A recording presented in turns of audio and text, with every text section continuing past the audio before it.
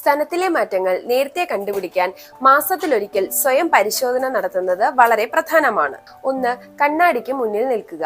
ഇരു കൈകളും ഇടുപ്പിൽ പ്ലേസ് ചെയ്ത് കണ്ണാടിക്ക് അഭിമുഖമായി നിന്നുകൊണ്ട് വലിപ്പത്തിൽ മാറ്റമുണ്ടോ, ത്വക്കിൽ ചുളിവ്, കുഴി, ചുവപ്പ് എന്നിങ്ങനെ മാറ്റങ്ങളുണ്ടോ, ഒപ്പം തന്നെ നിപ്പിൾ അകത്തേക്ക് കുഴിയുന്നുണ്ടോ എന്നീ കാര്യങ്ങൾ ശ്രദ്ധിക്കണം. 2.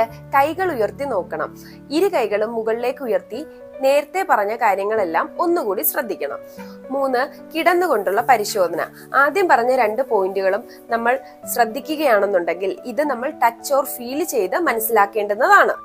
കിടന്നുകൊണ്ട് ഒരു കൈ തലയ്ക്ക് പിന്നിൽ പ്ലേസ് ചെയ്ത് മറു കൈയുടെ വിരലുകൾ ഉപയോഗിച്ച് സർക്കുലർ മോഷനിൽ സൗമ്യമായി സ്തനത്തിൽ അമർത്തി പരിശോധിക്കണം.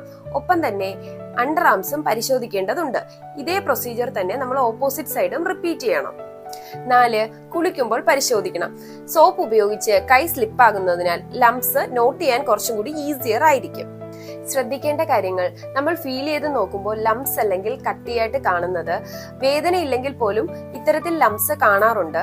ഒപ്പം തന്നെ ത്വക്കിൽ എന്തെങ്കിലും ചേഞ്ചസ് കണ്ടുവരികയാണെങ്കിലും, കൂടാതെ നിപ്പിളിൽ നിന്നും ഡിസ്ചാർജ് ഉണ്ടാകുന്നത്. ഇത്തരത്തിൽ ഫീൽ ചെയ്ത് നോക്കുന്ന സമയത്ത് ലംസോ സംശയാസ്പദമായി എന്തെങ്കിലും നിങ്ങൾക്ക് നോട്ടീസ് ചെയ്യുകയാണെന്നുണ്ടെങ്കിൽ ഉടൻ തന്നെ നിങ്ങൾ ഒരു വൈദ്യസഹായം തേടണം.